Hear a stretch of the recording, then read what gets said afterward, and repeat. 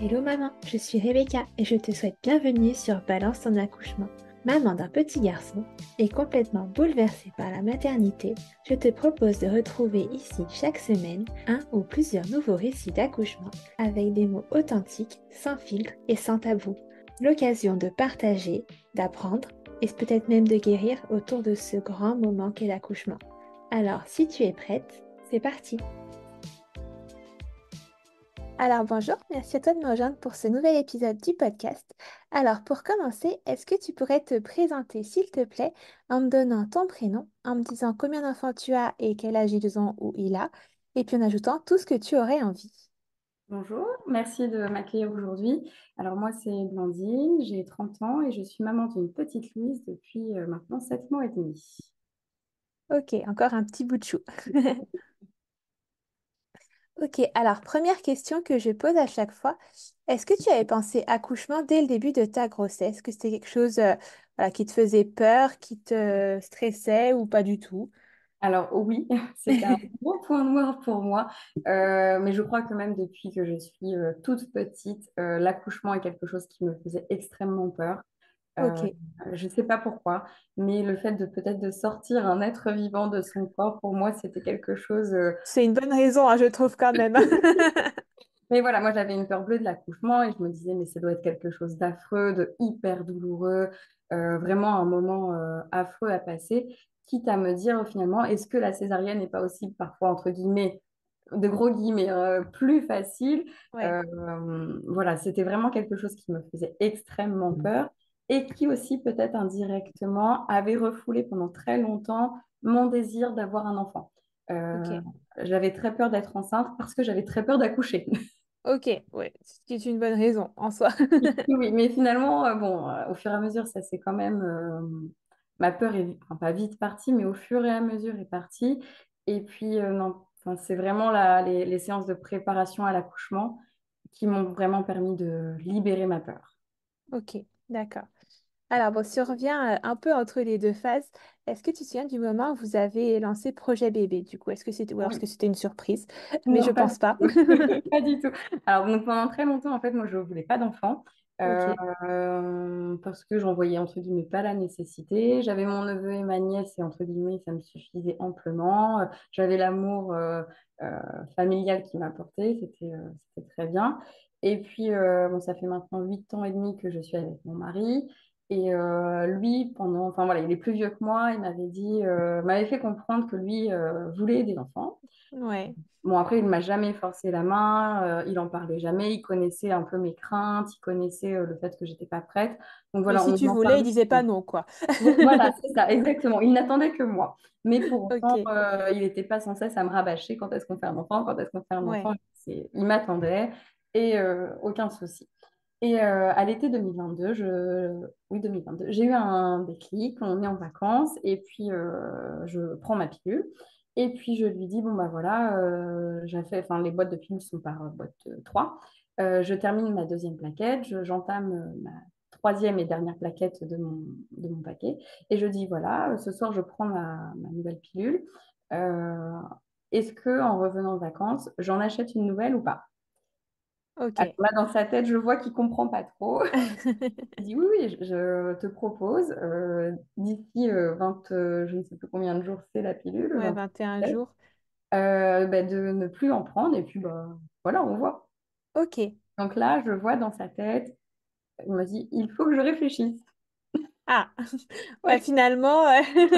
Non, mais là, je me sens un peu vexée parce que je me dis, mince, ça fait plusieurs années que c'est lui qui a ce désir et je pense que là, le fait que ce soit concret, entre guillemets, pour Ouais. lui, ça l'a mis un peu face à la réalité, il a eu un peu peur. Bon, ça n'a pas duré longtemps parce que le soir même, il m'a dit oui, oui, tu termines ta plaquette et puis pas de souci, hein, au contraire, hein, on y va.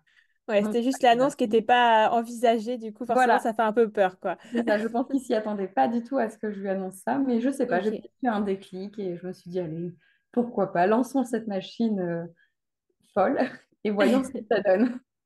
Et puis voilà, on ok, était quand même un couple, enfin, ça faisait longtemps qu'on était ensemble, on était mariés. Enfin voilà, c'était peut-être aussi une nouvelle étape à franchir dans notre vie commune. ouais, Et donc, en revenant de vacances, je prends rendez-vous quand même avec ma sage-femme pour mon rendez-vous annuel, on va dire. Je lui explique un peu notre projet bébé et elle me dit, bah, il n'y a pas de souci, vous n'avez pas d'antécédents, il ne semble pas que papa non plus. Donc, en gros, voilà, on se laisse, enfin, laissez-vous vivre. Et puis, si jamais il ne se passe rien d'ici un an, là, on se reverra parce que, bon, elle me dit, habituellement, ça a environ à peu près 9 mois pour concevoir un enfant quand il n'y a pas de souci. Ok. Donc, voilà, donc laissez-vous vivre et puis, bon, on se revoit entre deux s'il y a besoin. Donc, on fait Ok. notre vie, on ne se pose pas trop de questions. Je redécouvre les règles parce que je n'ai pas eu mes règles depuis 7 ans, comme j'avais une pilule en continu. Ah, d'accord. Donc, c'était très Ah ouais, ton corps paradoxal. doit être un peu surpris quand Oui, même là. voilà. Et donc, je me dis, en plus, le fait de retrouver mes règles, peut-être que ça va prendre aussi un peu plus de temps parce que, Ouais. voilà, le temps d'évacuer un peu tous les hormones. Bon, se passe un cycle, deux cycles, trois cycles, pas de souci, on part au ski, etc. Et puis, j'ai mes dernières règles fin janvier. Et je sens là qu'une grosse fatigue commence à arriver, mais je me dis, voilà, on revient du ski, c'est l'hiver, un manque de vitamines, fatigue, mais ça m'inquiète pas plus que ça. Et donc, j'ai un retard de règles qui commence à apparaître. Et puis, c'était pas la première fois que je me disais, allez, je fais un test et puis on voit ce que ça donne. Mais à chaque fois, j'ai mes règles qui arrivent aussitôt. Donc, bon, voilà, on se dit avec mon mari, on fait le test et puis, bon, on voit quoi. Et Ok. donc, c'était le mercredi 1er mars, je m'en souviens comme si c'était hier. Je me lève, j'ai dit, bon, bah, je vais faire le test. Je fais le test. Et là, je retourne dans la chambre avec lui, il était encore couché. Et puis, bon, on papote en attendant le résultat. Et puis là, je prends le test, je le regarde, je regarde mon mari, je regarde le test, un peu comme dans les films. Et je lui dis, il y a 2 barres. Et là, il me regarde et dit, oh merde. Mais pas oh merde dans le sens dommage. Il me dit, oh là, ça Ouais. y est, c'est concret. Je lui dis, mais qu'est-ce qu'on fait? Vraiment, ça y est, c'est la nouvelle étape qui commence. Il me dit, bah, écoute, pas de stress, voilà. Tu appelles la sage-femme dans la journée déjà pour voir la suite à donner, mais pas de panique. Je dis, ok, je dis, mais bon, quand même, il y a 2 barres, ça veut dire que j'ai un petit bébé dans mon ventre. Enfin voilà, je commence quand même à me réjouir, mais il me dit, on s'enflamme pas. Enfin voilà, il est très terre à terre. Et pendant tout le début de la grossesse, il prenait, enfin pas du recul, mais voilà, il voulait quand même s'assurer que tout se passait bien avant de trop se réjouir, pour éviter peut-être Ok. des convenus plus tard. Et le soir même, on a nos amis en plus, nos meilleurs amis qui signent leur compromis de vente de leur maison. Et donc, on se retrouve à leur annoncer aussi notre grossesse parce que bah, ils ouvrent la bouteille de champagne pour fêter une très bonne nouvelle pour eux. Et moi, je ne peux pas trinquer avec eux. Donc, c'est les seuls Ouais. qui seront dans la confidence à ce moment-là. Mais bon, c'était quand même très prématuré. La sage-femme me rassure aussi. Elle me dit on fait la prise de sang, mais sauf cas exceptionnel, les faux positifs n'existent pas. Donc, vous êtes bel et bien enceinte. Félicitations. Bon. Ok. Je fais la prise de sang, tout se passe très bien. La sage-femme me donne ensuite les rendez-vous classiques de suivi. Et le premier trimestre, on va dire, se passe sans encombre. Je ne suis pas malade, je n'ai pas de nausée. Parfait. Ouais, vraiment un premier trimestre, à part de la fatigue, mais en soi, qui est gérable. C'est pas évident, mais qui est largement gérable. Mais j'arrive sans problème on va dire, à vivre normalement, à continuer à faire mon sport. Voilà, je vis un premier trimestre au top. Arrive la T1, pas de souci non plus, tout se passe très bien. Elle nous fait une première, je crois, estimation de sexe. Mais dans ma tête, je sais déjà que c'est une fille. Ok. J'ai l'instinct qui me dit, je sais que j'ai une fille, mais je ne dis rien à personne. Je dis juste à mon mari, je pense que c'est une fille. Il me dit, mais non, tu peux pas savoir. Je lui dis, non, mais je dis, moi, je pense que c'est une fille. À la T1, elle dit, je pense à 80% que c'est une fille. Je lui dis, Ah. bon, on peut toujours se tromper, surtout sur une fille, je crois que c'est plus facile Ouais. l'erreur. Mais je dis, bon, on ne dit rien pour l'instant, on n'annonce pas le sexe aux familles tant que c'est pas sûr à 100%. Le début du deuxième trimestre se passe aussi relativement bien. L'été commence à arriver, les chaleurs aussi. Physiquement, ça va aussi bien à ce moment-là parce que il fait beau. Donc, je peux sortir toutes les petites robes et les petites jupes d'été dans lesquelles on se sent toujours à l'aise, qu'on ait 10 kilos en plus ou en moins pour le coup. Ouais. Les robes assez fluides, voilà, tout va très bien. Le petit ventre commence à s'arrondir, mais ça va. Et début juillet, c'est là où ça commence à être un peu compliqué parce que le temps se refroidit et j'essaye d'enfiler mon jean favori. Et là, le jean ne passe pas. Et Enfin, oui. ne se ferme pas. Et donc là, je m'écroule en larmes. Ah ouais. Ça Ouais, te fait un choc. Ouais, un choc parce que je crois que je prends conscience à ce moment-là que je suis enceinte. Comme pendant tout le long, tout se passait bien, je vivais sans problème avec la fatigue, mais tout était OK. Là, je me dis, ah oui, je ne suis pas toute seule finalement dans ce corps. Ouais. Mon mari me rassure, mais enfin, voilà, un homme extraordinaire qui me rassure sur tous les plans. Mais moi, je crois qu'à ce moment-là, je commence à comprendre que je vais devoir partager mon corps et que mon ventre ne va pas rétrécir. Et oui. Voilà. Et donc, c'est à ce moment-là aussi que je prends conscience que je crois que je n'aime pas être enceinte. Je suis très contente Ok. d'avoir un bébé. J'ai hâte de rencontrer mon bébé, mais je n'aime pas la sensation de grossesse. Quand on me dit, D'accord. oh, les femmes enceintes, ton petit ventre qui s'arrondit, moi, je n'aime pas mon ventre arrondi. Je sais pas, j'arrivais pas à enfin, je sais ce qui se passait et je pense que dans ma tête, j'avais l'impression que je serais comme ça toute ma vie et que ça durerait éternellement. Ce qui n'est Ok. pas vrai. Mais je n'arrivais pas à accepter le fait d'être enceinte et plus mon corps évoluait et plus mon état mental, entre guillemets, se dégradait. Pour autant, D'accord. ça ne nous empêchait pas avec mon mari d'aller faire tous les achats poussettes, chambres. Et j'étais aux anges d'acheter tout ce qu'il fallait pour bébé. Ouais. Enfin, j'ai fait un shopping pendant les soldes. Voilà, j'ai abusé des soldes. J'étais très heureuse d'avoir mon bébé, mais je n'aimais pas cette sensation d'être enceinte. Ok. Entre deux, en plus, on a eu un projet achat maison qui s'est calé entre deux. Donc, ça a, on va dire, mis encore plus de stress dans la grossesse et dans mon état global. Euh, pour autant, toute ma grossesse se passait bien. J'ai fait aussi le test du diabète gestationnel, il n'y avait pas de diabète. Voilà, tout continuait à bien se passer. Les échographies se passaient très bien. À la T2, on a eu la confirmation que c'était bel et bien une fille. Donc, j'étais très contente d'avoir eu mon petit instinct maternel qui ne m'a pas trompée. Ouais.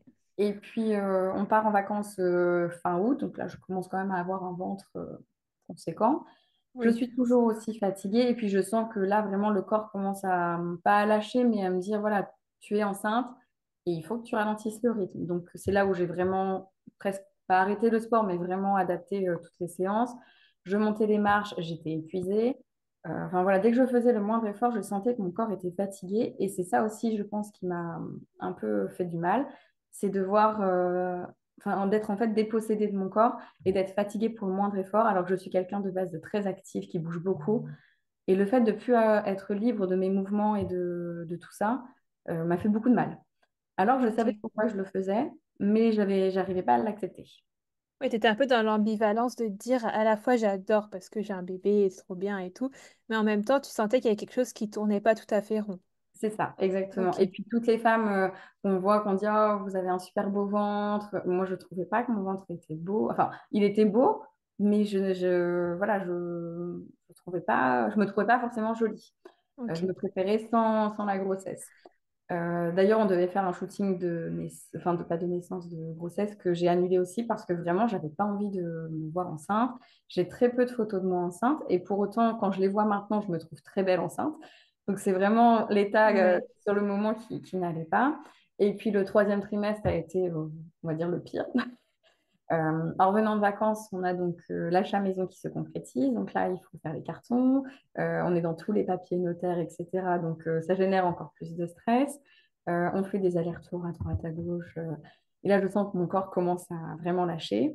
Euh, le médecin me met en arrêt avec l'arrêt pathologique, si je ne dis pas de bêtises. Ouais, c'est ça. Et L'arrêt qui est avant c'est ça. le congé C'est ça. Et il maternité. me dit, mais là, vous êtes à 8 de tension, il va falloir ralentir. Ah Et oui, vous, quand même. voilà, il me dit, vous vous calmez parce que vous n'avez aucun souci sur votre grossesse. Toutes les échos sont super. Mais si vous ne voulez pas accoucher plus tôt que prévu, c'est tranquille parce que sinon, ça Ok. va mal se passer.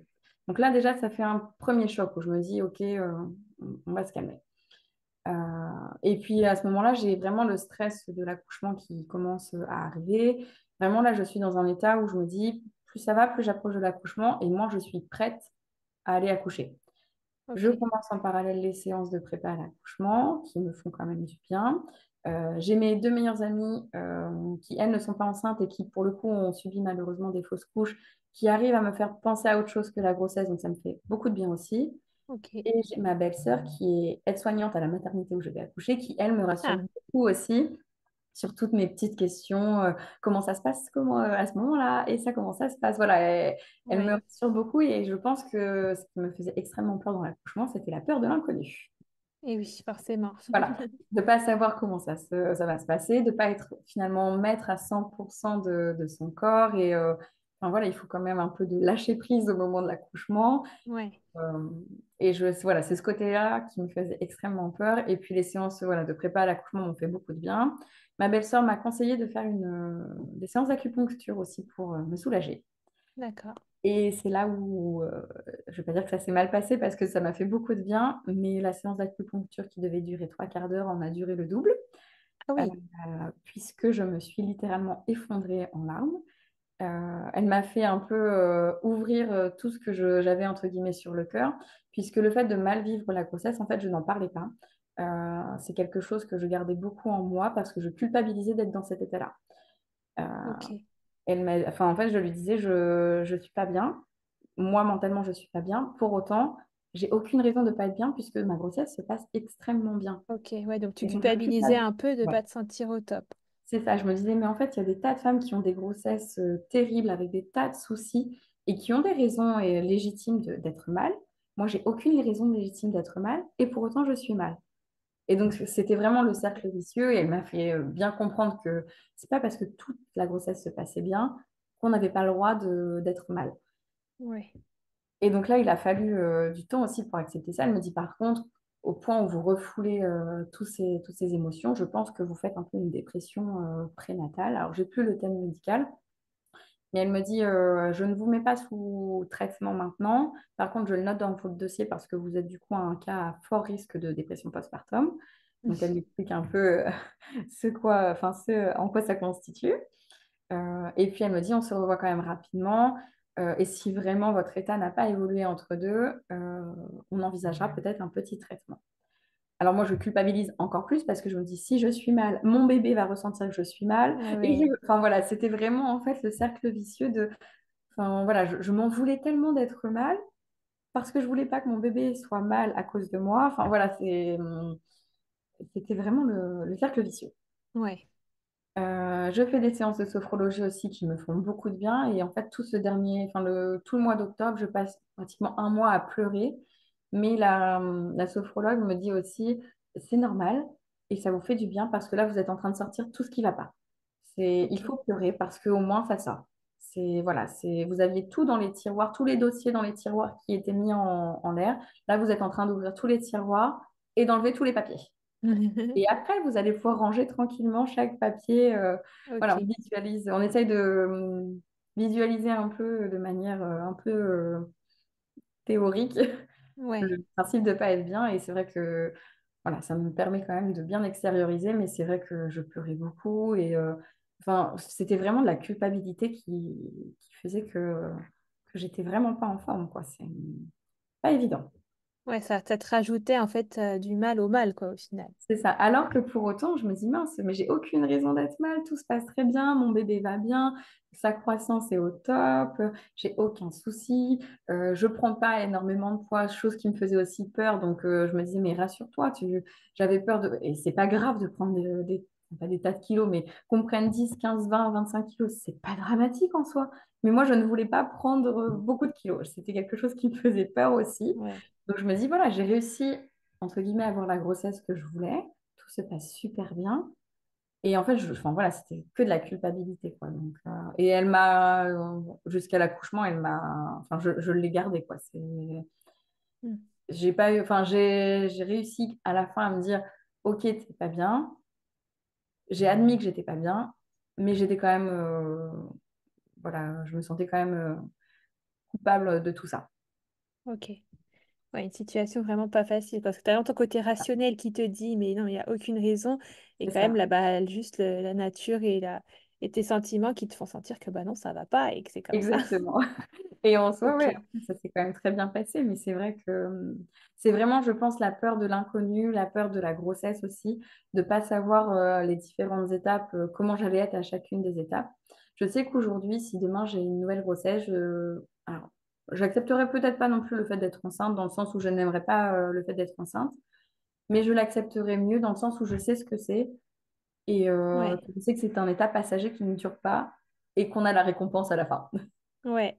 Et est-ce que dans la vie, de manière générale, tu es quelqu'un qui aime bien tout contrôler et ce qui explique... Ouais, c'est ça. C'est exactement ce que m'a dit aussi les différentes sages-femmes. Elles m'ont dit, mais en fait, c'est votre besoin de tout contrôler, d'avoir, voilà, de savoir tout ce qui se passe. J'aime pas les surprises, enfin, très peu. Je suis très mal à l'aise quand on m'offre des cadeaux surprises. Moi, j'aime bien savoir ce que je fais ce week-end. Voilà, je contrôle tout. Enfin, Ouais. c'est... Même mon mari me dit parfois que je suis un peu trop, un peu trop. Il me dit, mais lâche prise. Et j'ai beaucoup de mal à lâcher prise. Et c'est lors des rendez-vous justement avec ma sophrologue où elle me disait, mais il faut lâcher prise. Si le ménage, il n'est pas fait pendant 2 jours, mais c'est pas grave, la Terre va pas s'arrêter de tourner. Si le linge, il n'est pas étendu ou quoi que ce soit, c'est pas dramatique. Le principal, c'est que toi, tu ailles bien. Repose-toi. Alors c'est vrai que ça fait tilt quand même dans la tête. On se dit, Ouais, mais c'est vrai, ce besoin de tout. Et finalement, quand j'ai commencé à lâcher un peu prise, ça m'a fait aussi beaucoup de bien. Voilà, ça permettait de lâcher. ok. Ok, d'accord. Donc une grossesse, enfin une fin de grossesse du moins pas super Ouais. évidente, quoi. C'est ça. Bah, puis je pense aussi que l'accumulation des différents projets bébés, achat maison, ça faisait un petit peu trop. Le fait de pas trop pouvoir participer à notre déménagement, à la rénovation de la maison parce que l'état de la grossesse ne me le permettait pas. Et de voir tout le monde travailler, entre guillemets, pour nous dans la maison, ça me frustrait aussi. Donc finalement, je me disais, mais j'ai envie moi aussi de peindre les murs et tout. Mais on me disait, mais Ouais. non, tu ne le fais pas, tu te reposes. Donc c'est voilà, plein de choses qui accumulées finalement ont fait que c'était pas le top. Ok. Et est-ce que tu as réussi à, entre guillemets, t'en sortir sans médicaments ou est-ce que tu as dû Oui, en prendre, ce ouais. qui n'est pas du tout un échec en Non, soi, hein. non, pas du tout, du tout. C'est vrai que moi, j'avais très peur de ce volet médicamenteux. Déjà, il a fallu que j'en parle aussi un peu à mes proches de dire que je souffrais, enfin, voilà, que j'étais pas en forme. Parce que tout le monde pensait que j'allais extrêmement bien. C'était aussi Mm. un peu le poker face. Pour tout le monde, j'allais très bien. Et quand je rentrais le soir, il y a que mon mari qui savait que c'était pas l'extase. Et donc, quand j'ai commencé à en parler, c'est vrai que tout le monde m'a dit, mais ah bon? Enfin, personne ne se rendait compte en fait de la situation. Ouais, Et je leur ai dit, en fait, moi, ce que j'ai eu beaucoup de mal, c'est qu'on a l'impression que quand on est enceinte, on doit se réjouir d'être enceinte. Alors oui, je suis très contente d'avoir un bébé, mais je ne suis pas contente d'être enceinte. Et ouais, j'ai l'impression qu'on n'a pas le droit d'être mal quand on est enceinte.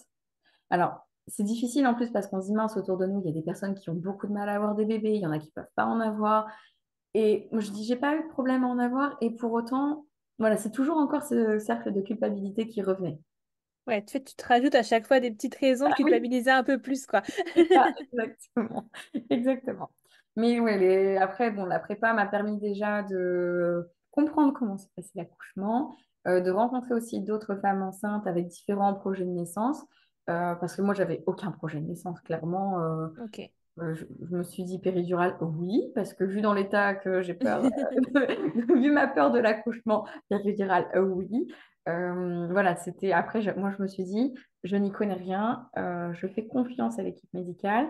Avec un peu de chance, ma belle-sœur sera en poste ce jour-là et pourra peut-être participer à l'accouchement et me rassurer parce qu'elle connaît mes craintes, elle sait que je suis quelqu'un Ouais. de très anxieuse. Donc, si je peux l'avoir pour lui serrer la main, ça m'arrangerait. Mais voilà, donc les derniers rendez-vous, en plus, on va à la maternité, rencontrer les sages-femmes, les gynécos, on fait les derniers contrôles. Voilà, après la fin de grossesse, on va dire, se passe un petit peu mieux. Et puis, je crois que c'est les 2 dernières semaines avant mon accouchement où je dis à mon mari, je suis prête. Ok. Ça y est, je n'ai plus peur de l'accouchement. Je crois que j'ai regardé beaucoup d'émissions, beaucoup de reportages. La prépa est terminée, j'ai compris ce qui allait se passer. Je sais que ça peut mal se passer, j'en ai conscience et c'est OK. Mais ça y est, je suis prête à faire sortir notre enfant et je veux la rencontrer et je veux accoucher. Je n'en peux plus de cette grossesse. Là, Ok, ça y est, ouais, t'as donc vu, c'est le t'as cap. quand même eu le déclic qui t'a fait de dire ok, c'est bon, je suis prête, on y va, maintenant, là, Et tout de je me suite. suis dit, là, ma peur de l'accouchement passe au-dessus parce que je ne supporte plus cet état de grossesse. C'était forcément de pire en pire. Je ne dormais plus la nuit. J'avais les remontées acides qui commençaient à arriver. Dès que j'étais enfin, sur un côté, ça n'allait pas, sur un autre côté, ça n'allait plus. Enfin voilà, là, la fin de grossesse, c'était physiquement commençait à être compliqué. J'ai dit, ça y est, si je veux sortir de cet état, il faut que j'accouche. Là, je veux accoucher. Ok, c'est bien au moins. C'est pas forcément une raison très classique, mais au moins t'étais prête à avoir accouché. C'est ça, exactement. Exactement. Ok, bon alors du coup, si on arrive justement à ce grand moment de l'accouchement, est-ce que tu te souviens du moment où bah, ça a commencé à Oui, basculer, où ouais. tu t'es dit, ok, Déjà, mais là je crois donc, que... la date de terme était le 11 novembre. Ok, Il faut savoir aussi que notre anniversaire de mariage est le 13 novembre.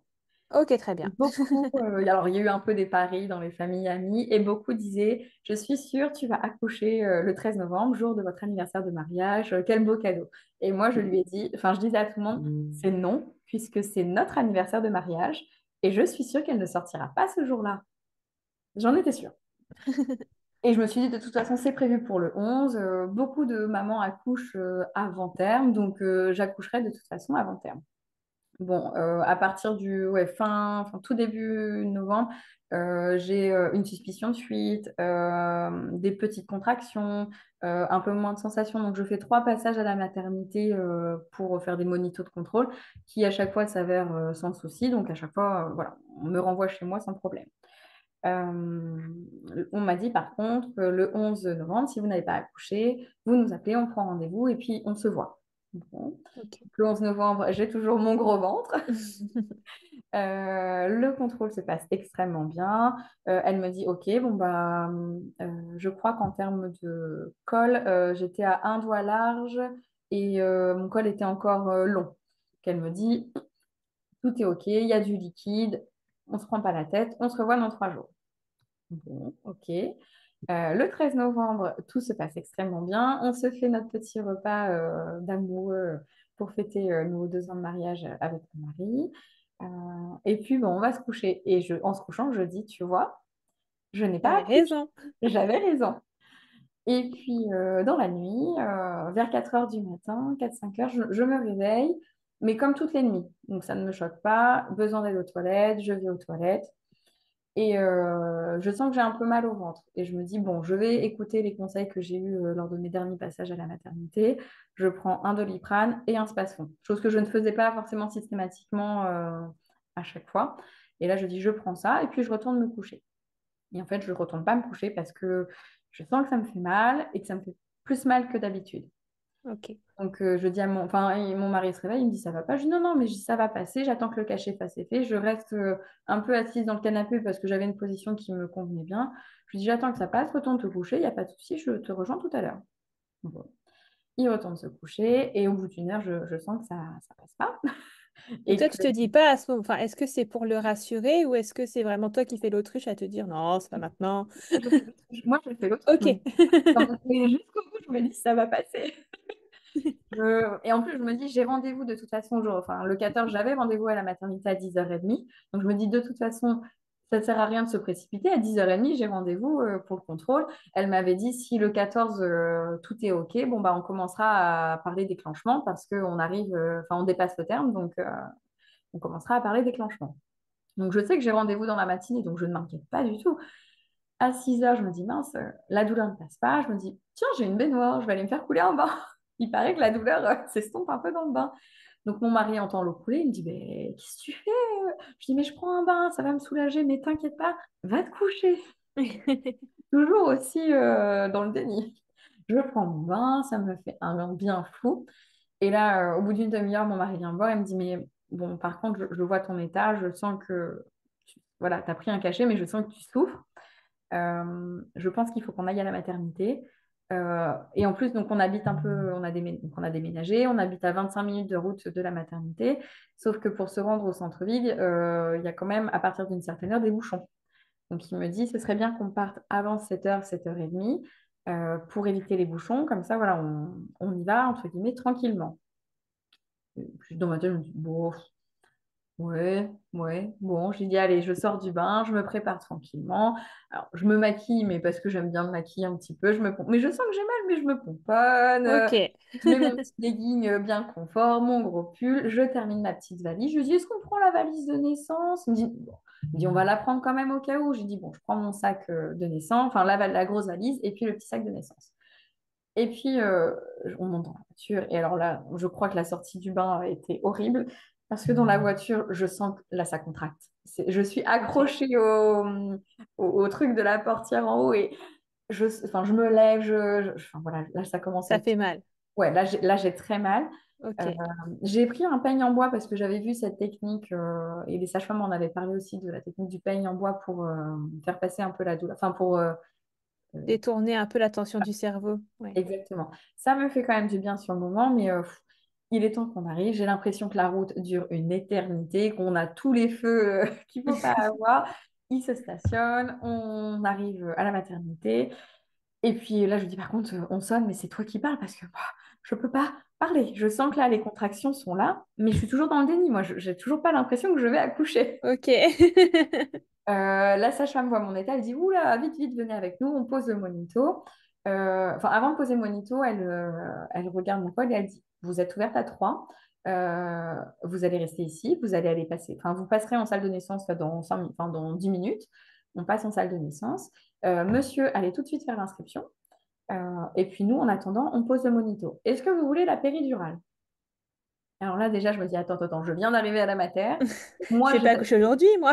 moi, j'avais prévu mon petit maillot de bain et tout. J'avais prévu de faire du ballon, de profiter parce qu'ils ont des salles spécifiques avec des baignoires. Moi, je me suis dit, je vais faire Ok. un peu de baignoire et tout. Moi, je me suis dit, mon accouchement va durer super longtemps. On entend souvent des accouchements qui durent extrêmement longtemps, notamment pour un premier. Moi, je me suis dit, ça va être ça. Et là, on me dit, attends, faut que j'aille en salle de naissance. Et là, il faut que je dise pour la péridurale. Dans ma tête, je me dis, péri, pas péri. Non, non, non, péri. Je dis, oui. Je dis, c'est vrai que j'ai déjà très mal. Elle me pose le monito et elle me dit, bon, bah, je reviens vous voir d'ici 15-20 minutes. Euh, Mon mari descend faire les papiers et là, je me retrouve toute seule dans la petite salle classique, la première salle dans laquelle on est où ils font tous les monitos. Ouais, ok. Et bon, là, je sens que ça ne va pas et que dans la position dans laquelle je suis allongée sur la table, enfin oui, sur la table, ça va pas. Donc je me redresse, je tourne dans tous les sens, le monito arrête de... Enfin, il n'y a rien qui va parce que le monito ne fonctionne plus du coup, mais j'essaye de le tenir. Et je pense pas à ce moment-là à tirer sur la sonnette d'urgence Pour pour... avoir de l'aide. Voilà, pas du tout. Mais ça a été ça pratique enfin, pendant un petit bout de temps. Entre deux, ma belle-sœur m'envoie un message. Elle travaille ce jour-là, mais elle ne sait pas encore que je suis à la maternité. On avait dit quand on va à la maternité, on ne prévient personne. Si jamais ça se passe mal ou autre, voilà, on veut rester tous les deux dans notre bulle, sauf si ma belle-sœur est présente. Elle m'envoie un message pour me dire c'est tel docteur qui est le gynéco de garde, il est plutôt sympathique ou elle est plutôt sympathique. Enfin voilà, elle me rassure à ce moment-là. Et donc là, je lui réponds, mais je suis déjà là, je vais en salle de naissance. Donc là, elle panique aussi. Enfin, elle panique. Elle me dit, OK, j'arrive. Elle me dit, mais ça va pas et tout. Donc, je lui explique un peu notre parcours. Et elle me dit, bon, bah, OK, bah, attends, je vais aller voir ma collègue pour qu'on t'emmène tout de suite en salle de naissance. Parce que là, le monito, enfin, il se passe, enfin, il Il sert sert à plus rien. à rien, là. Il sert à rien puisque enfin, les câbles, il n'y en a aucun qui est correct. La sage-femme me récupère. Mon mari est toujours pas revenu, hein. Il est toujours en bas. Il est forcément 8 heures, donc, enfin 7h30, 8 heures, donc il y a un monde pas possible à l'accueil. Et puis lui aussi, un peu, enfin pas dans le déni, mais se dit je ne vais pas passer en urgence, j'attends mon tour, quoi. Je ne demande pas un Ouais. ticket prioritaire. Alors que la sage-femme lui aurait dit après vous auriez pu sans problème passer devant tout le monde, hein. C'était un petit peu un cas d'urgence. La sage-femme me dit, bon, bah, on va dans la salle de naissance, vous pouvez marcher. Oui, je lui dis, par contre, il faut juste que je fasse un arrêt pipi. Elle me dit, bah, pas de souci, allez-y. Et puis, on se retrouve dans la salle de naissance. Voilà, elle me dit, c'est juste là. Ok, je vais aux toilettes. Et donc là, en m'essuyant, je vois du sang. Et donc là, la panique arrive. Je me dis, qu'est-ce qui se passe? Je retourne dans la salle de naissance. Euh, la sage-femme enfin voilà, elle me dit déshabillez-vous, on vous met la petite tenue et tout. Et puis elle me dit je vais juste faire des papiers, je reviens dans 5 minutes. Mais ces 5 minutes-là, pour moi, ont duré une éternité parce que j'ai perdu les os. Pendant ce temps-là. Voilà, Ok. mais littéralement, ça a, enfin pas explosé, mais je me suis dit, mais je viens d'aller aux toilettes, pourquoi ça me coule dessus? Je ne comprends pas. Et alors, en plus, le liquide était coloré puisque mon bébé avait décidé de faire ses besoins juste avant. Ok. Je panique d'autant plus. Et alors là, encore une fois, je ne pense pas à tirer la sonnette d'alarme. Je préfère prendre du papier et essuyer le sol. Ok. Ah, ok. D'accord. Je me suis Très dit, mais bien. mince, j'en mets partout, c'est ça, c'est terrible. Ma belle-sœur arrive entre deux, elle me dit, mais qu'est-ce que tu fais là à nettoyer le sol? Je lui dis, mais j'en ai partout, regarde, ça me coule dessus. Elle me dit, mais tu viens de perdre les os. Moi, je me rends pas compte à ce moment-là que j'ai perdu les os. J'ai l'impression que c'est mon Ouais. corps qui... Je me rends pas compte. Elle me dit, tu viens de perdre les os, donc c'est normal, ça coule. Par contre, tu arrêtes de faire ce que tu fais. Je vais nettoyer. Enfin, voilà, c'est mon travail aussi. Donc, elle sort tout ce qu'il faut, etc. Et puis, bah, elle appelle la sage-femme. Et là, les douleurs commencent au fur et à mesure à grimper en intensité. Euh, L'anesthésie, ça n'arrive toujours pas. Et ça dure à peu près une heure et demie comme ça, où les contractions vont commencer à être très douloureuses. Euh, Incapable de me mettre allongée sur le dos, je suis obligée de rester, entre guillemets, accroupie dans une position, on va dire, naturelle. Mon mari est revenu entre deux, il me voit dans un état, il comprend pas ce qui s'est passé, donc il panique un peu, mais très rapidement, il comprend enfin, voilà, que les choses se précipitent. Donc, il est là avec la petite bombe d'eau à m'asperger parce que j'ai extrêmement chaud. J'ai une autre aide-soignante qui me fait du vent et j'ai la sage-femme qui est derrière moi, accroupie avec moi et qui me masse le bas du dos tellement j'ai mal. Mais j'en ai eu des bleus dans le bas du dos, mais ça me faisait un bien fou.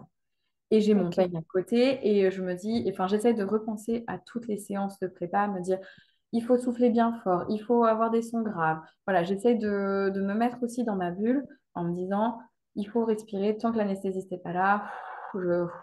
Voilà, je me mets vraiment dans ma bulle. J'ai les yeux fermés et en fait, enfin, je fais abstraction de tout ce qui se passe autour. Je sais que je suis par terre, je sais que je me suis fait dessus aussi. Mais à ce moment-là, je me concentre sur la douleur et voilà, j'essaie de passer outre et voilà, de passer au-dessus de cette douleur. J'apprendrai plus tard que par ma belle-sœur que tout était prévu pour que, enfin, au vu de ma douleur et de la manière dont ça se présentait, elle m'a dit on avait tout préparé pour que tu accouches sans péridurale tellement on pensait que ça allait être rapide. Ouais, c'est ce que j'étais en train de me dire, que tu avais quand même Voilà. l'air au bout de ta vie et que du coup, c'était signe que ça t'aurait peut-être pas la péridurale. Voilà, non, non, mais ouais, je l'ai appris après. Et je me dis finalement, si j'avais su que j'étais si proche, peut-être que j'aurais demandé à faire patienter la péridurale pour voir jusqu'à où j'aurais pu aller. Ouais, À 9h30, l'anesthésie, ça arrive enfin. Enfin, évidemment, hein, il est pris par d'autres missions, donc il fait ce qu'il peut aussi. Euh, et alors là, ça a été la croix et la bannière pour me faire asseoir parce que je n'arrivais pas à m'asseoir. Euh, je ne tenais pas en place. Il me dispute, il me fait comprendre que, enfin, voilà, il a des mots assez durs en me disant, mais tenez en place. Enfin voilà, si vous voulez la péri, c'est maintenant. Moi, je ne travaille pas avec des personnes qui ne tiennent pas en place. Je mets les mains derrière, j'ai pas le droit de mettre les mains derrière. Enfin voilà, c'est ok. là, à ce moment-là, ça devient dur parce que je me dis, mince, je me sens pas. Enfin, pendant tout le long où j'ai souffert, toute l'équipe médicale était au top et soufflait avec moi, enfin, m'encourager. Et là, je sens que j'ai une baisse pas de morale, mais je me dis, mince, il n'est pas dans le bon mood, lui. Ouais, et ça casse un peu ton, Ouais, il m'a ton, cassé ton mon petit truc. cocon là. C'est ça. Donc la sage-femme me prend dans les bras, elle m'explique, bon, on fait la péri. Je crois, alors j'ai pas trop compris, mais je crois que j'ai en plus une rachis-anesthésie, puisqu'il me dit, vous êtes tellement dans le mal que enfin, je vous mets plus que prévu. Alors j'ai pas tout compris. Ok. Bon. On attend que ça fasse effet, ça fait quand même effet très rapidement, et là, je souffle. La sage-femme me dit, bon, bah, on va regarder maintenant dans quel état c'est. Puisqu'entre deux, enfin, depuis que j'étais arrivée à la maternité où elle m'avait contrôlé que j'étais à 3, elle ne savait pas depuis à combien j'étais. Oui. Et donc là, elle regarde, elle dit, je comprends votre douleur, vous êtes à 7. Ok. Donc elle dit, Donc vous t'as êtes bien passé bossé là. voilà, elle me dit, vous êtes quand même passé de 3 à 7 en l'espace de 2 heures sans péri. Bon, je vois aussi que dans son regard, une heure de plus et peut-être que, bon, voilà, j'aurais Ouais, pu le accoucher faire sans ça. péri. Elle me confirme que tout est OK, que le bébé va bien. On peut refaire le monito, donc tout est OK. Le bébé est bien placé et elle me dit là, tous les signaux sont au vert. Donc, il est 9h30, 10h. Elle me dit, on attend midi. Vous respirez, vous soufflez. Elle me dit, si vous voulez une dose en plus de péri, vous utilisez le petit booster là. Mais on ne se fatigue pas. Bébé est bien, on la laisse descendre tranquillement. Bon, Ok. ok. Elle me dit, monsieur, si vous voulez aller prendre un café, manger un bout, profitez, parce que de toute façon, jusqu'à midi, il ne se passera rien. Ok, donc bon, il va se balader un petit peu, il prend l'air. Ma belle-sœur vient me voir de temps en temps, je me repose un petit peu. À midi, la sage-femme revient, elle dit, bon, écoutez, ça descend toujours tranquillement, tout va toujours très bien, enfin, tout est toujours au vert. Et ben, on continue à attendre, parce que tant que tout va bien, plus bébé descend tout seul dans le bassin, moins vous aurez à pousser tout à l'heure. Et oui. Et oui, je me dis, bon, bah, ok. Donc, Là, je me dis, bon, finalement, ça se passe quand même plutôt bien. Mais je reste consciente que d'un moment à un autre, tout peut basculer, quoi. Et donc, elle revient à 14 heures. Elle me dit, bon, bah, encore une petite heure et puis bah, on se mettra en place. Et donc là, il y a le stress qui commence à arriver. Je me dis, bon, ça y est, je crois que je vais accoucher. On a les petites musiques, on a la chance de pouvoir mettre un peu de musique. Mais voilà, le stress commence à monter, de me dire, ça y est, on va rencontrer notre bébé là dans peut-être une heure ou deux. J'ai accouché, quoi. Et puis, elle revient à 15h15. Elle me dit, bon, bah, on se met en place. OK. Là, il y a le stress qui monte. Petite Euh, pression, là, ça y est, voilà. on y est. Donc, elle nous dit, monsieur, vous vous placez droite de votre femme. Et puis elle me dit, est-ce que vous voulez que Laurentia, votre belle-sœur, soit là? Alors moi au début, je voulais qu'elle m'accompagne, mais je voulais pas qu'elle soit là pendant l'accouchement parce que je ne voulais pas qu'elle me voie nue. Oui, ce qu'on peut comprendre. Voilà. Et puis je me dis, bah, finalement, oui, je voudrais bien que ce soit elle parce qu'elle me connaît quand même vachement bien et ouais, je veux que ce soit elle. Donc elle arrive, elle est extrêmement contente forcément de participer Oui, à ce oui. moment-là. Et je lui dis, ah, par contre, tu regardes pas, vous regardez pas, j'accouche, mais personne ne regarde, il n'y a que la sage-femme. Et tout le monde dit oui, oui, oui, oui, pas de souci, pas de souci. Donc là, sage-femme me dit, bon, donc on se met dans la position pour accoucher. Elle me dit, voilà, avant de vraiment se lancer, on va regarder si vous comprenez bien le principe de pousser. Elle m'explique comment faire. Elle m'avait quand même prévenu à midi, elle me disait, je vous conseille de plus trop appuyer sur le booster. Comme ça, quand vous allez accoucher tout à l'heure, vous sentirez bien le bébé pousser, ce sera plus facile pour pousser. Ok. Donc je l'avais écouté. Et donc, elle me dit, voilà, il faut bien pousser en bas. On essaye une ou deux fois pour voir. Et elle me dit, bon, ben, en fait, vous avez très bien compris. Eh ben, on y va. Elle me dit, par contre, là, c'était de l'entraînement. Il va falloir pousser plus fort et plus longtemps. Ouais. OK, la pression monte. Là, on a vraiment l'impression parce que je me dis, bon, ça y est, quoi. Et puis, c'est moi Ouais. qui suis responsable. Donc, c'est à moi de tout donner. Et ben, en 3 poussées, en 5 minutes, mon bébé était sorti. Ah ouais, tu poussais vraiment très très bien du coup, hein. Ouais, ouais, ouais, elle m'a dit, vous avez poussé extrêmement. Et en fait, dans ma tête, je pensais à, par exemple, quand j'étais au sport et qu'il fallait que je porte des charges très lourdes et que je me concentre pour porter la charge lourde, je me focalisais sur ça et j'étais vraiment dans ma bulle. Je crois que j'ai eu les yeux fermés tout le long de la poussée et je me disais, allez, allez, allez, allez. Et j'avais les encouragements de mon mari, de ma belle-sœur, de la sage-femme. Et voilà, ça m'a vraiment aidée. Le bébé sort. Alors déjà, avant que le bébé sorte, enfin pendant que ça sortait, elle me dit, voulez-vous toucher la tête? Ah, j'ai dit non. J'ai dit non, ça va me couper dans mon élan, je refuse. Et là, j'entends mon mari dire, mais oui, je vois ses cheveux. Oh, je dis, mince, il est en train de regarder, je voulais pas qu'il regarde. Ma belle-sœur qui dit, oui, oui, elle a plein de cheveux. Je dis, mais ça y est, les deux regardent. Ça y est, c'est open bar, tout le monde est au Bon, allez, spectacle. je pousse, le bébé sort, on me la pose sur moi. En plus, enfin, j'avais peur aussi d'avoir un bébé un peu sale, etc. Mais elle sort, elle est toute propre. Elle a un petit peu de mal à pleurer au début, mais c'est parce que comme elle a avalé un peu de liquide amniotique, alors elle n'est pas intubée ni rien, mais ils la font un petit peu tousser et elle fait son premier cri très très rapidement. Et puis voilà, on me dit, ça y est, vous avez accouché. Euh, je dis, bon, d'accord, donc Louise est née, c'est super, voilà, ça y est, je suis maman. La sage-femme propose à mon mari de couper le cordon, il accepte. J'ai quand même la... je fais une petite farce quand au moment de couper, je lui dis aïe. Alors il a eu peur, mais je lui ai très vite fait comprendre que non, Non, je rigole. Blague voilà. de maman. Et là, je me rends compte aussi que mon corps a oublié ce qui se passait après l'accouchement, puisque en fait le placenta ne sort pas. Ok. Et en fait, moi, je suis dans ma bulle, j'ai mon bébé, enfin voilà, je suis sur mon petit nuage et j'oublie complètement ce qui se passe. Et donc là, la sage-femme me fait comprendre que le placenta ne sort pas, qu'il va falloir que je repousse un petit peu. Donc, ils prennent mon bébé, ma belle-sœur commence à faire les petits soins, la nettoyer, enfin voilà, elle s'occupe de ma fille avec mon mari. Elle m'appuie sur le ventre, elle me fait un peu des contractions et là, je sens que dans son regard, ça va pas. Ok. Et donc là, la gynéco arrive et je comprends toujours pas ce qui se passe. Et en fait, on me fait comprendre que bah, le placenta n'est pas sorti. J'ai le droit à une belle révision utérine qui pour Magnifique. autant a été indolore. Ok. Je crois que j'ai beaucoup de chance à ce niveau-là puisque la sage-femme a dû appuyer discrètement sur le booster de la péri un Ouais. petit peu avant d'appeler le médecin. Et tout de suite, quand le gynécologue aussi arrive, je lui demande, voilà, est-ce que je suis déchirée? Est-ce que j'ai quelque chose en bas? Ça me faisait aussi extrêmement peur, la déchirure, et enfin encore plus l'épisio. Ouais. Je savais que j'avais pas eu une épisio puisque la sage-femme ne m'avait rien dit à ce moment-là et que j'avais quand même demandé à être prévenue en cas d'épisio. Je voulais au moins être informée à ce niveau-là. Et donc la sage-femme, enfin la gynéco me dit non, non, vous avez quelques éraillures, donc là tout est OK. Et il y a juste un léger point que je dois faire. Alors là, dans ma tête, je me dis oh non, j'ai un point, j'ai un point. Et elle me dit mais vous inquiétez pas, c'est sur une lèvre. Donc elle me dit ce sera indolore. Et en Ok. effet, ça s'est révélé indolore. Ok. Ils font leur petit micmac autour de mon placenta. J'ai quand même perdu presque 700 millilitres de sang en l'espace enfin, dans un temps très court.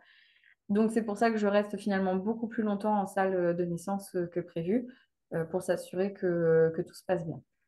Je fais la tétée d'accueil puisque je voulais à minima tester la tétée d'accueil. Alors, je dis bien tester. On m'avait parlé d'allaitement, j'avais dit, oh, non, je pense pas, je verrai. Moi, je suis pas sûre. Je ferai au moins la tétée d'accueil parce que je trouve que c'est cool, ça donne les premiers anticorps à bébé. Mais encore une fois, si je peux et si je le sens sur le moment. Donc, ma belle-sœur me dit, tu veux faire la tétée? Je dis, bon, bah oui, on va tester, on va voir. On fait la tétée, ça se passe très bien. Et puis, donc, bah, la salle de naissance après, nickel. Et puis, je remonte en chambre finalement vers 19h avec mon bébé. Alors, c'est pas moi qui porte mon bébé parce que je suis encore extrêmement fatiguée. Et puis, les médecins me disent avec le sang que j'ai perdu, tranquille, on reste sur la Ouais. chaise. C'est nous qui vous montons en chambre et c'est papa qui prend le bébé. Donc, on va en chambre. Et puis là, il y a la péri qui commence à ne plus faire effet. Voilà, je sens que j'ai mal. Enfin, c'est pas, enfin, j'ai l'impression d'avoir une pression. J'ai l'impression d'avoir une boule de bowling entre les jambes. Ok. Mais on me dit que c'est normal. Voilà, c'est normal. Je viens d'accoucher. Bon, la soirée se passe extrêmement bien. On commence à faire nos petites annonces de naissance puisque personne n'était informé. Ma mère s'inquiétait un petit peu parce qu'elle savait que j'avais rendez-vous le matin même. Et sur le temps du midi, elle me dit, mais alors, je dis oui, oui, ça va, mais il me garde un petit peu pour le monito, pour être sûre. Puis elle travaillait, donc finalement, c'est passé outre. Et elle a quand même prévenu ma belle-sœur en disant, mais est-ce que Blandine va bien? Je pense qu'indirectement, elle devait se douter que j'étais en train Ouais, pas de d'accoucher. réponse égale réponse, du Voilà. coup. Et je pense qu'elle s'est dit, je ne vais pas appeler ma fille parce que s'il se passe quoi que ce soit ou si elle est en cours, voilà, je ne vais pas la déranger, je vais attendre son appel. Mais je vous demande quand même à ma belle-sœur pour m'assurer que tout Ouais. est OK. Et donc ma belle-sœur trouve un petit mensonge, dit oui, non, mais oui, mais elle vous appellera, vous inquiétez pas. Donc bon, j'appelle ma mère, je dis voilà ce que j'ai fait cet après-midi. Elle dit mais tu m'as menti. Oui, oui, je t'ai menti, j'étais en train d'accoucher. Donc voilà, mais tout se passe extrêmement bien. Ok. Ok, d'accord. Et du coup, ton post-accouchement immédiat, comment ça va? Alors, la première soirée, ça va, mais j'ai extrêmement mal. J'ai une équipe médicale. Alors, pendant tout le long de mon séjour à la maternité, enfin, les équipes ont été au top du top, que ce soit pour mon bébé que pour moi. Vraiment, à chaque fois, dès que j'avais des douleurs ou autre, elles prenaient le temps de regarder, de s'assurer que tout était OK. J'ai fait un énorme œdème au niveau de vagin qui était très gonflé. J'avais énormément d'hémorroïdes aussi, il faut dire les choses, hein, on va pas se mentir. Ouais. Donc c'était très douloureux à ce niveau-là, mais elles m'ont donné tout ce qu'il fallait. Et quand je suis sortie de la maternité, j'avais pratiquement plus rien. Ok, Donc ça m'a beaucoup soulagée. Mais c'est vrai que dès que je me levais ou que je marchais ou que j'étais en position assise, c'était douloureux. d'accord. La première nuit se passe relativement bien, on va dire. Je pars sur le principe où je donne le biberon à ma fille. Euh, et donc, dans la nuit, les sages-femmes, je crois que, en fait, je ne sais pas si c'est habituel ou pas, mais la première nuit, on me dit, les sages-femmes viendront vous voir, s'assurer que tout va bien, et puis bah, pour nourrir votre bébé. Je dis, ok, pas de souci. Elles, donc, je crois qu'elles arrivent vers 2 heures du mat. Elles disent, vous voulez donner le biberon, on essaye le biberon, il n'y a rien qui fonctionne. Elles disent, bah écoutez, on l'emmène un peu avec nous, peut-être que, alors je ne sais pas pourquoi elles l'emmènent, mais bon, c'est vrai que je suis un peu fatiguée à ce moment-là. Je pense qu'elles sentent aussi que moi, je suis fatiguée. Et elles disent, on l'emmène avec nous et on va essayer de la nourrir, vous inquiétez pas. Elle revient un quart d'heure après, elle dit, bon, elle veut pas du bib, mais bon, pas de panique. Elle est née à 41 plus 3, donc elle est en pleine forme, son poids est OK, il n'y a aucun souci.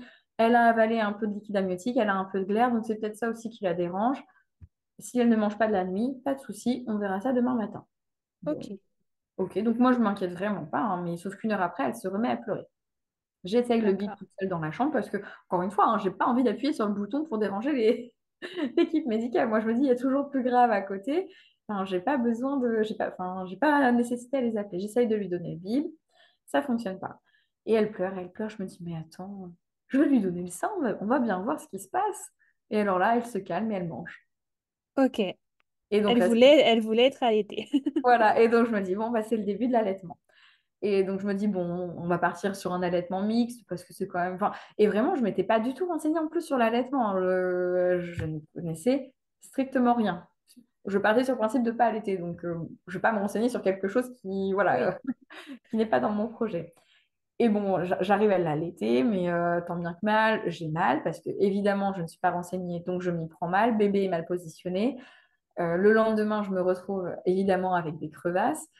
Bon, les sages-femmes, encore une fois, me disent, mais fallait nous appeler, on aurait vu avec vous les positions. Donc, dans la journée et la nuit qui ont suivi, à chaque fois que j'avais besoin d'allaiter, elles venaient à chaque fois. Enfin, elles me disent, vous nous appelez et on vient et on vérifie ensemble la position. On essaye plein de positions différentes pour que vous puissiez trouver aussi la position qui vous convient, allongée, assise. Voilà, on a testé pas mal de choses et ça m'a beaucoup aidé. Et puis, bah, ça se passe après relativement bien. Le soir, c'est toujours un peu triste parce que mon mari vient me voir toute la journée. Et puis, bah, le soir, quand il part, il y a le petit moment un peu de déprime parce qu'on se retrouve un peu solo. Ouais. Euh, mais non, ça se passe très bien. J'ai mal, mais globalement, voilà, les médicaments font bien effet. J'avais peur aussi de retourner aux toilettes. C'était une grande hantise. Alors, pour l'urine, ça s'est très bien passé. J'avais peur des brûlures, notamment à cause du poing. Et finalement, comme le poing était situé sur la lèvre, c'était indolore. Ok. Donc ça, j'ai eu de la chance. Et puis, bah, pour ce qui était côté sel, j'avais extrêmement peur à cause des hémorroïdes. Et en fait, au bout de 2 ou 3 jours, euh, les médecins m'ont donné, alors je sais plus ce que c'était, mais une sorte de petite gelée pour aider à faire sortir tout ce qu'il fallait sortir. Et c'était quand même bien pratique. Ça m'avait aussi rassurée à ce niveau-là. Ok. Et puis donc après, on sort de... Donc j'ai accouché le mardi, on sort de la maternité le samedi matin. Le médecin nous dit que tout est OK, qu'il n'y a pas de souci, donc on peut sortir. On part du principe que, enfin, on est toujours sur le fait de se dire, on fait un peu d'allaitement mixte, même si en fait les 3 quarts du temps, elle est quand même à mon sein. Mhm. Elle a très peu de biberons. Et puis ma belle-sœur me dit, bah tiens, prends les petits biberons, de toute façon, on les laisse pour les futures mamans. Les petits biberons, tu les prends. Comme ça, si ce week-end tu as besoin, au moins tu as ce qu'il faut, et puis bah, tu vois comment ton week-end se passe. Bon, bah, finalement, elle n'en a jamais eu besoin. Je les ai toujours à la maison, les petits biberons. Et puis finalement, elle est restée à l'été et elle est toujours à l'été aujourd'hui. Ok, ouais, donc elle avait décidé que du coup c'est Ouais, comme ça c'est et ça. Et alors après, il y a la question jusqu'à quand on allait, etc. Je savais que mon mari m'avait dit ah, c'est vrai que moi, je trouve que c'est chouette l'allaitement parce que c'est quand même beaucoup de bienfaits pour le bébé. Si tu veux pas, il n'y a pas de souci, je comprendrai. Je te forcerai jamais à allaiter parce que ça reste ton corps et voilà, il n'y a ouais. aucun souci. Mais bon, bah, si tu peux allaiter, je trouve que c'est quand même super chouette. Donc, on s'était dit, bon, bah, on fait au moins les 2 premiers mois, on voit, etc. Parce que, voilà, c'est pas toujours évident, faut que ça se mette en place. Et puis, bah, la fatigue aussi s'accumule. La nuit, on est un peu seul à gérer le bébé. Gérer, ouais. Donc, c'est pas évident. On trouve un nouveau rythme aussi. Et puis, les 2 mois passent. Et puis, bah, finalement, on se dit, bon, bah, on a fait 2 mois, on a fait 3 mois. Allez, on va jusqu'à la reprise du travail. Reprise du travail, ok, ça continue à bien se passer. Je dis, bon, bah, maintenant que c'est en place, on va aller au moins jusqu'au 6. Et puis, jusqu'au 6, ça se passe très bien. Et puis, bah, là, elle continue. Alors, elle a 1 à 2 tétées maximum par jour à cause du travail. Mais voilà. Ouais, Donc, comment le planning est fait? Elle a au moins la tétée du soir avec moi. Si je suis en télétravail, elle a celle du matin. Et puis là, on se dit, bah, j'allaiterai jusqu'à ce qu'elle n'en ressente plus le besoin, quoi. ok, ouais. Donc, je suis très contente, en fait, de me dire, j'étais tellement pas partie pour ça et de voir qu'aujourd'hui, j'arrive à faire un allaitement long. Je suis très contente. Ouais, Et le postpartum a été un peu difficile, peut-être un peu au début, le temps. Mais je pense que c'est le temps de trouver un nouveau rythme. C'était pas évident. Mais en fait, j'étais tellement soulagée d'avoir accouché et d'avoir passé cette étape difficile qu'était la grossesse que je pense que finalement, j'ai réussi à passer outre. ouais. Et du coup, ouais, donc toi qui étais en entre guillemets, à risque de dépression postpartum. Bon, pour l'instant, le postpartum n'est pas terminé, hein, 7 mois et Non, demi, non, mais, je sais que parfois j'ai mais... de chute et je sais que en fait la sage-femme m'avait prévenue et m'avait un peu alertée sur les signes de dépression. Elle m'avait dit au moindre signe, enfin voilà, faut pas hésiter et ne vous laissez pas envahir parce que vous n'êtes plus toute seule, vous avez maintenant le bébé qui est là, Ouais, donc ce sera d'autant plus difficile à gérer. Donc j'étais quand même prête à, j'avais conscience de ce risque. Et dès que je sentais que ça allait pas, alors j'en parlais directement à mon mari, qui a été encore une fois exceptionnel. Les médecins aussi m'ont beaucoup aidé. J'ai pu, enfin, dès que je voyais la sage-femme et que ça allait pas, voilà, il fallait que ça sorte aussi. Et il fallait aussi que j'évacue toutes les tensions et toute la culpabilité que j'avais eue pendant ma grossesse. Et ouais. là, en fait, à ce moment-là, j'assumais enfin que j'étais mal pendant ma grossesse. Ok. Ouais. C'était vraiment... Postpartum, tu as plus assumé que tu n'étais pas bien Ouais, pendant la c'est grossesse, ça. quoi. Ouais, Ok. exactement. Ok, d'accord. Eh ben, écoute, merci beaucoup pour ton témoignage et ton honnêteté, parce que c'est des sujets qui sont pas forcément Ouais, faciles à aborder, aussi bien voilà, sur les détails de l'accouchement que sur le côté psychologique, parce que c'est vrai qu'on a du mal à admettre, j'aime pas être enceinte, ça m'a fait du mal et tout ça.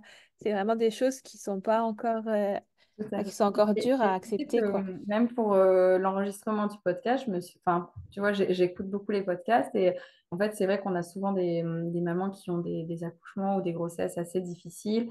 Et à chaque fois, je me dis, oh les pauvres, enfin, je me sens extrêmement mal quand j'écoute les podcasts. Et on sent que ça libère la parole et que c'est extrêmement Ouais. bénéfique. Et je me dis, mais est-ce que je suis vraiment légitime à faire ce podcast? Parce qu'encore une fois, il y a le sentiment de culpabilité à dire, mais en fait, moi, ça a été finalement, à part ma grossesse, enfin, un peu la dépression de la grossesse, mais finalement, est-ce que je suis légitime à enregistrer ce podcast-là? C'est encore une fois le cercle qui revient. Je me dis, non, non, c'est bien aussi de libérer la parole. Et on peut tout à fait apprécier être enceinte, comme on peut ne pas apprécier être enceinte, et c'est OK. Oui, et puis tu peux ne pas apprécier d'être enceinte, même si physiquement, enfin du moins médicalement, pour le bébé et pour toi, tout va bien, tu as le Tout à droit fait. de quand même pas être bien et que ça te pèse et que ça te plaise pas. Et c'est Et vrai que voilà, pendant et je la pense grossesse, que oui, tu es très légitime parce que je pense que tu es loin d'être la seule et que c'est du coup, tu ça. vas peut-être aussi soulager des mamans qui vont se dire, OK, ça va, j'ai le droit, c'est bon. Ouais, c'est ça. Mais c'est vrai que même pendant la grossesse, je me disais, mais qu'est-ce que c'était bien, ça serait bien si ça pouvait être mon mari qui porte le bébé. Lui qui était tellement, enfin, dès qu'il voyait mon ventre, il le touchait, il parlait au bébé, il adorait me voir enceinte. Et moi, j'étais là, c'est pas toi qui le porte, ce bébé. Et je me dis, et en fait, enfin, il y a un moment donné où je me suis dit, mais si je suis comme ça, est-ce que vraiment, enfin, est-ce que c'est pas un signe pour dire, je n'ai pas envie de cet enfant? Je me suis posé quand même la Ouais, question de me dire, est-ce que vraiment j'ai envie de cet enfant? Parce que si je suis dans cet état-là, c'est peut-être à cause de ça. Bon, ça n'a pas duré longtemps parce que je me suis dit, non, non, j'ai vraiment envie d'avoir mon bébé.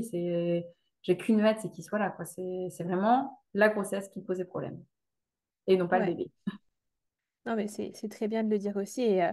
Et du coup, est-ce que tu peux quand même rassurer peut-être ces petites mamans qui vont se sentir mal?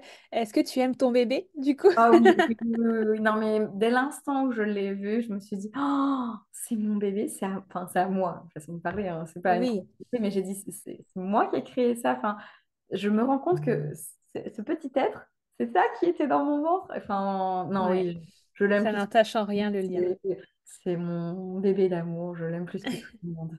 Donc, aucun doute, on peut ne pas aimer être enceinte et aimer plus que tout son bébé, il n'y a aucun.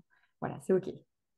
Ouais, et ben je pense qu'on va finir là-dessus. C'est la Ouais, petite la note positive tout qui à vient fait. clôturer ce beau témoignage. Donc merci beaucoup à toi. Merci beaucoup également. Merci beaucoup d'avoir écouté cet épisode jusqu'au bout. Si jamais il t'a plu et que tu souhaites aider le podcast, n'hésite pas à laisser une petite note sur l'application d'écoute sur laquelle tu es actuellement ou un petit commentaire. Ça me ferait très plaisir et ça peut être d'une grande aide pour aider le projet à avancer. En attendant, je te retrouve mercredi prochain pour une nouvelle histoire d'accouchement.